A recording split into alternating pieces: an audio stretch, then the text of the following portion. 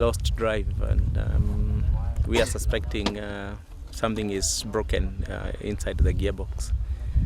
So that's it. It's as simple as that. We can't get drive, so we had to retire. Imran Mogul was 5th fastest and leapfrogged up into 3rd overall as those in front hit trouble.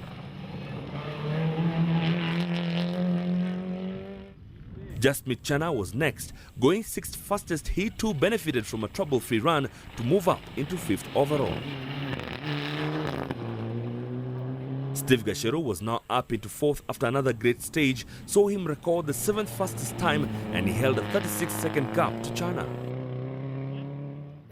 Piero Canobio went 8th fastest and moved into 8th overall despite the car being a little low to the ground. Ronak Shah was gradually increasing his pace too and went 9th fastest, and it was enough to see him move up to 7th overall. Frank Tundo lost time with his puncture as he attempted to drive to the finish without changing it. The time lost meant he dropped down to 19th overall.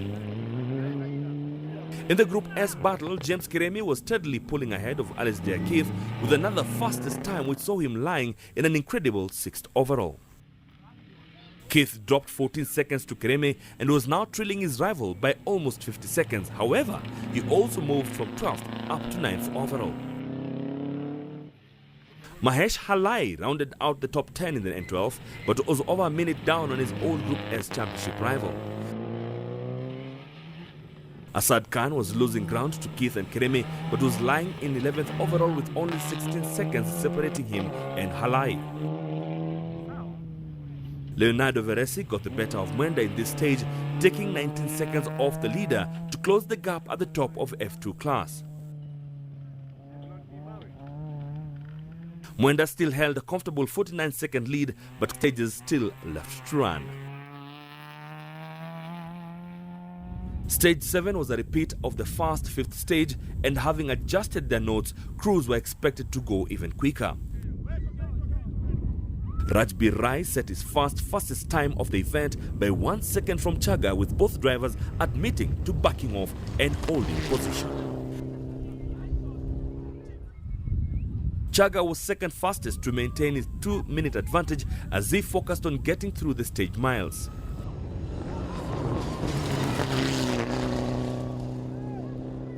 To be quite honest, it's very difficult to pace down.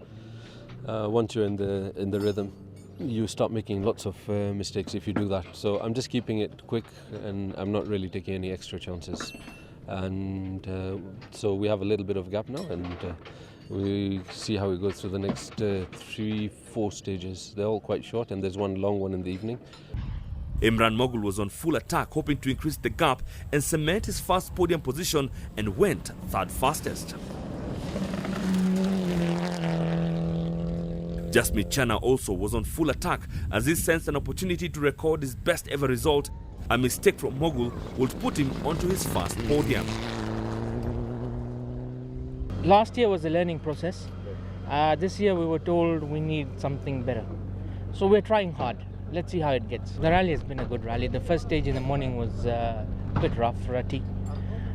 We took the first 2 easy, not even very easy, just a medium pace. The rest of the stages are brilliant.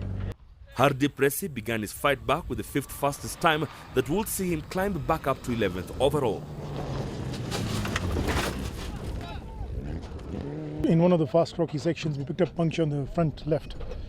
And unfortunately, it should normally take us about 3 minutes to change, but this one took us 9 minutes, and that can set you back. A puncture as it is already difficult, huh? So when you lose 9 minutes, it's almost impossible. Don Smith was gradually turning on the gas and moving up the leaderboard. The N16 was running on song, and he was enjoying the fast open stages. Alistair Keith upped his pace in a bid to retake the S-Class lead and went 6th fastest. It was enough to not only overhaul Kiremi, but to see him move up into 6th overall. We had quite a good run this last time, so the car felt much better. So yeah, we're happy. I think going into the next stage, there's still quite a long way to go. So still plenty to catch you out, but yeah, we're happy. Kiremi was one place behind but now trailed Keith by 30 seconds.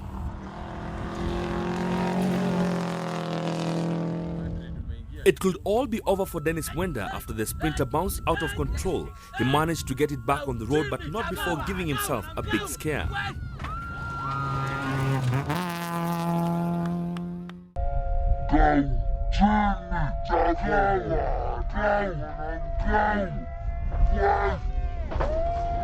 The 8th stage was run as transport after it was deemed unsafe due to too much traffic, and the crews then headed to Machakos Town for a run through the People's Park. It was a splendid setting as the drivers got to enjoy the new created park with its boating lake and amphitheater-style grandstand that gave spectators a bird's-eye view of the action as the cars raced through the grounds. Chaga went quickest to the delight of his many fans who had come out to enjoy the spectacle. Frank Tundo went second quickest. He needed every kilometer as he fought his way back up the leaderboard.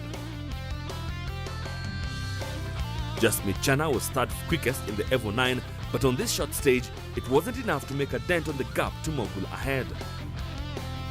It was a great stage that gave the Machakos residents a chance to enjoy the rally in safe and controlled environment whilst still enjoying all the action.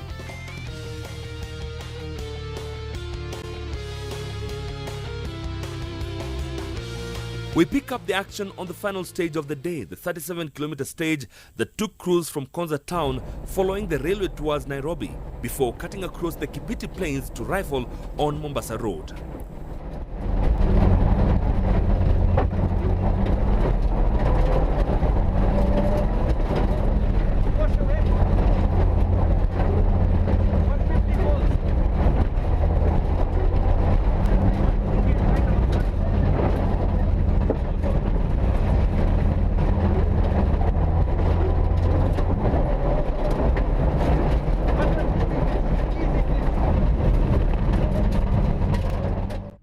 Rajbir Rai went quickest on the longest stage of the day. He had driven his own rally all day, setting consistently top times and proving he is gradually becoming a championship contender. Second overall would be his best ever result. Baldev Chaga backed off but was still second fastest. His winning margin remained at a steady 2-minute gap, and in the absence of Tundo and Duncan, his title defense was getting off to the perfect start, opening a 60-point advantage at the top. Hardy Presi had the drive of the day, having opened the roads all day. A puncture had dropped him to 12th before a string of top times saw him climb back to 4th overall.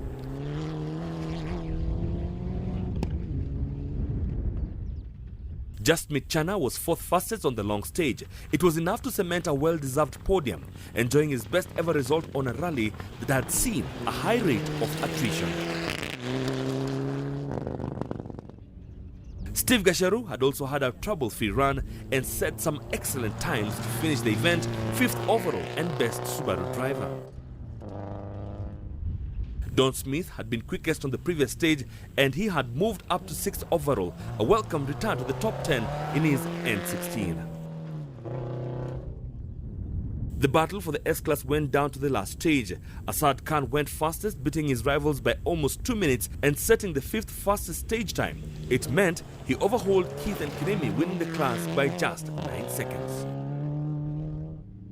Kiremi had started 34 seconds behind Keith. He also went quicker, beating his rival by 38 seconds and moving into second in class.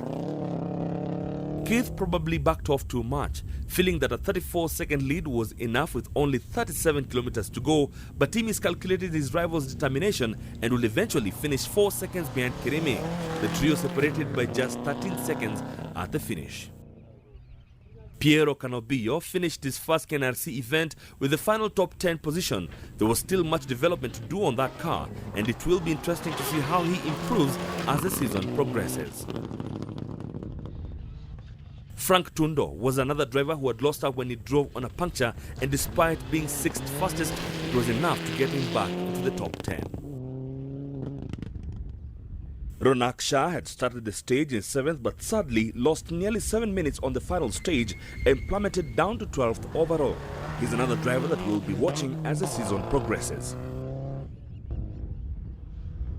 Leonardo Varese set a string of faster times to eventually win the F2 category with a comfortable margin of over 2 minutes. Nadim Khanna had recovered from his earlier problems to finish second in class, extending his lead in the championship.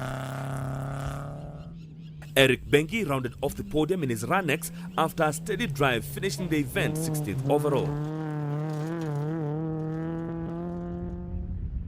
Defending champion Dennis Mwenda had led for much of the event but lost time on the final stages and slumped back to fourth. His title defense is getting off to a shaky start. Ramesh Vishram finished in 17th to take full championship points in the Classic Cup, bringing him level with Aslam Khan, but he will be hoping to see more of his rivals back at the next event. Charan Chauhan was determined to finish in his Mitsubishi Challenger despite ripping off the rear wheel and being forced to carry on with just 3 wheels. They made it to the finish 24th overall.